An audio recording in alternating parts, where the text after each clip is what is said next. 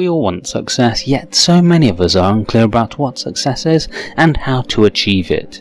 In this video, we look at the starting point and the foundations of being successful: ideas. You want to achieve something at school, at work, at home, with family or friends, or something totally and completely personal. It's a desire that burns within and in the moment feels like something you must have. We all feel this way at points in our lives, yet so many of us fail to do what's necessary to make that dream into reality. Why is this? Well, in this series I aim to provide clarity on the foundations that all successes are built on, and specifically discuss the distinct differences between these foundations, something that people consistently blur the lines between that prevents them from doing what's necessary to garnering significant and long-term results. The foundations we'll be discussing as part of the series are: Number 1, ideas. Number 2, planning. Number 3, motivation. Number 4, action. Number 5, recycling. This video will specifically focus on ideas, how they form, why we don't act on them, and what we can do to change that. So let's begin. Number 1, where do ideas come from? We have a natural tendency to believe that ideas are formed on whims and come from light bulb moments in life. But this is almost never the case, and it's something that we can actually cultivate into a habit. You see, when all things are considered, ideas are often formed from tiny seeds planted into the subconscious mind, something that the film Inception went into fantastic detail about. From here, our conscious mind might not fully acknowledge the growing idea, but our environment, personal growth, learning and development all continue to feed the initial seed to help it take a more clear shape and allow us to be more consciously aware of it. Eventually, that initial seed will take shape to form the fully fledged idea that we're consciously aware of. What we think of as a simple dream is usually the nurtured and cultivated growth that usually takes time. Number 2, why don't we act on ideas? We all have ideas in our lives, yet the number of people who are able to transition the idea from being a dream to becoming reality are very few and far between. The reason behind this is we fail to act on ideas. So they come and we see them, and we even feel them, and then just as quickly they go and an opportunity is lost. In other circumstances, doubt and hesitation to take action on them comes to the fore. We ask ourselves, am I capable? Do I have the resources to make it happen? Or are people going to laugh at me? These doubts and fears are usually where we end it, failing to act because we let our minds stop us. Yet in doing so, we lose countless opportunities to take action in life towards living the life we want to.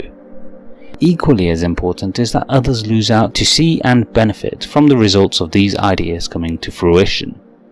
So we must understand that when we have ideas, we can't let our mind and fears stop us. The more we hesitate, the less likely we will take action.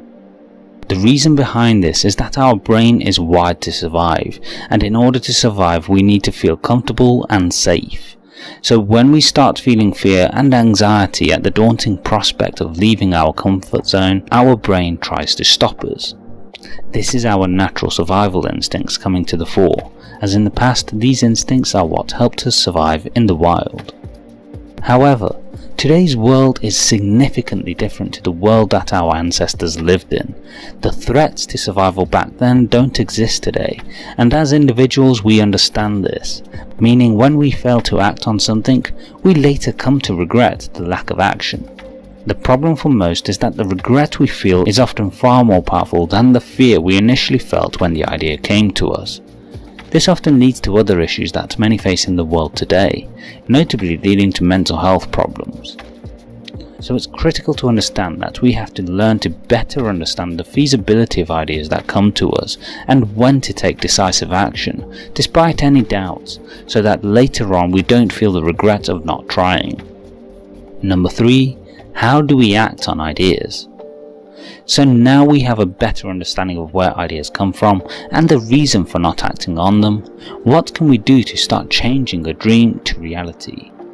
Well, first and foremost, cultivate possibilities of forming ideas. This means to try new experiences, test yourself, and push yourself beyond your natural comfort zone, and cultivate ideas by learning and educating yourself consistently. This helps new concepts to be formed in the mind and helps you to expand your mind. The key then is to note down the ideas. Personally, I find the most effective way of doing this is to keep an electronic ideas journal, which I periodically review. I choose to keep it electronically as it's easier for me to transition towards something to action on, as I work predominantly in the digital space. You see, physically writing or typing ideas benefits us in two ways. The first is that we have it noted down, so we don't need to worry about us forgetting the idea later on, because we can always refer back to the ideas journal to see what ideas we can consider acting on. The second benefit is that studies have shown that when you write ideas down, you're actually more likely to act on them than if you didn't. That's why actions such as journaling and writing to-do lists is such an effective starting point to building successful habits and completing tasks. Once you note down habits, you need to set aside time to assess and review the ideas. This isn't an exercise to feed doubt and hesitations in your mind, but rather build up the beliefs and choose which ideas should be acted on. You see, this proves to benefit us in a couple of ways. The first is that we can identify what we want to focus on and start moving towards a specific and deliberate direction. Chances are that you'll have a multitude of ideas that vary in subjects and interests, and trying to take action on all of these will usually result in you failing to build on any of them. In life, we need to focus to give time to mastering specific subjects to avoid becoming a jack of all trades and a master of none. Instead, you'll garner greater results by becoming a respected authority in a specialist area. The second benefit of assessing ideas is to build up our beliefs on succeeding to making an idea into reality. A belief or idea needs references or evidence to help you commit to believing that you can make it happen.